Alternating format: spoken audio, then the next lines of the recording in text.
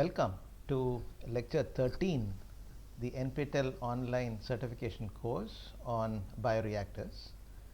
We are towards the end of module 3. We had assigned a problem in the last class. We will work that out, and with that we can complete module 3. The problem statement reads as: processed fungi are good biosorbents for toxic trace metals, and thus they can be used to remove chromium, mercury, cobalt and others from industry effluents. A suitable fungus needs to be produced at 500 gram per hour for the above purpose. That's the production rate. The growth limiting substrate concentration at the inlet of the chemostat to produce fungus is 50 gram per liter. The fungus follows monod kinetics with the maximum specific growth rate being equal to 0.5 hour inverse. The substrate concentration that corresponds to the half maximal growth rate is 1 gram per liter. It is aerobic growth with a yield, cell yield coefficient from substrate of 0.5. That is why x/s is 0.5. Find the minimum size of a chemostat needed for the above for a given inlet flow rate. The solution is as follows. We will ask our same questions and try to answer them. What is needed? The minimum size of a chemostat needed for the above given conditions for a given inlet volumetric flow rate. What is known or given? The production rate is 500 gram per hour, that is given. The maximum specific growth rate is 0.5 R inverse. The Ks is 1 gram per liter. Yxs is 0.5. All these are given. And also Si, the inlet substrate concentration in the feed, is 50 gram per liter. Monod kinetics for growth is given. Now, how do we connect what is needed to what is given? If the volume needs to be minimized, we need to be operating at the maximum productivity, Rm. Okay, that's what makes sense. Only if the productivity is maximized can the volume be minimized to get the best out.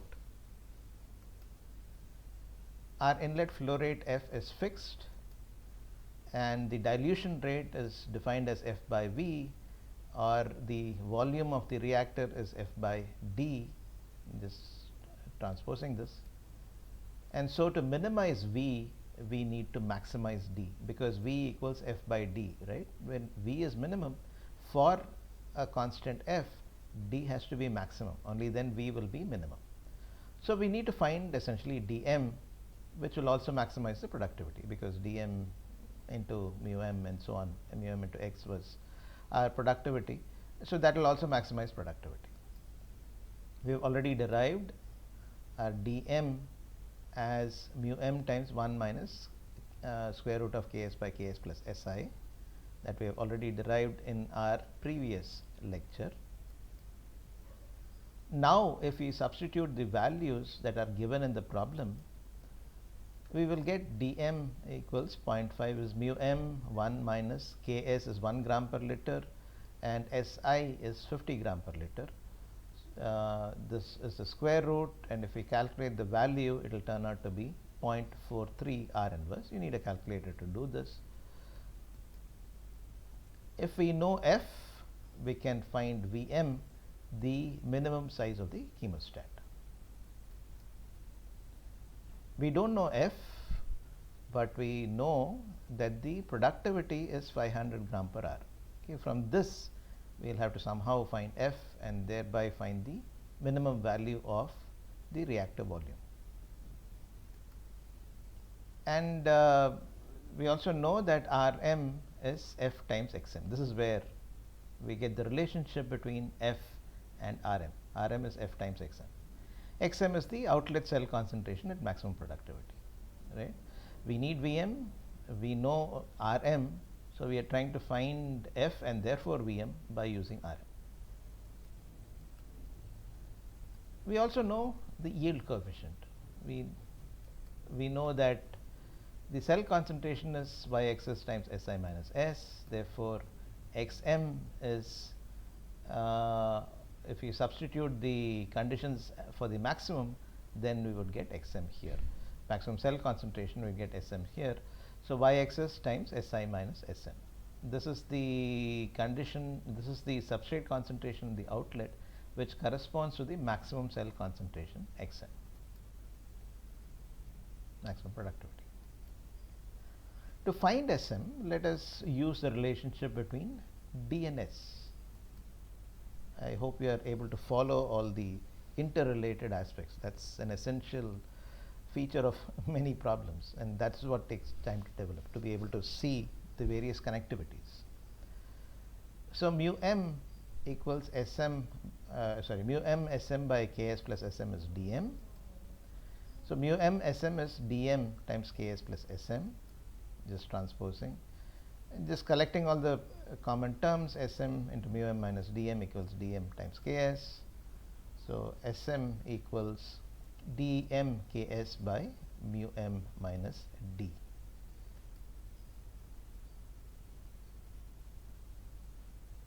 Let us do the above step by step through substitution of the relevant values for our situation. Sm here, dm Ks by mu m minus d, dm what we found from the earlier case was 0.43, earlier calculations 0.43, Ks is 1, mu m was 0.5, dm was 0.43. This turns out to be 6.14 gram per liter. So Xm, from Sm we are calculating Xm, and therefore dm and so on. That's the way we're going to go about it.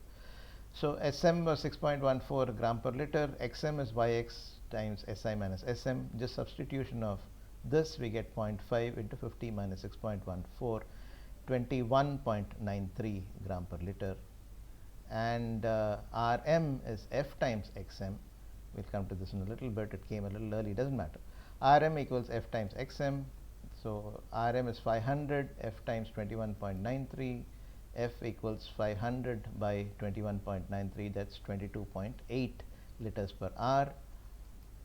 So the corresponding minimum volume is F by dm, right, from the definition of the dilution rate.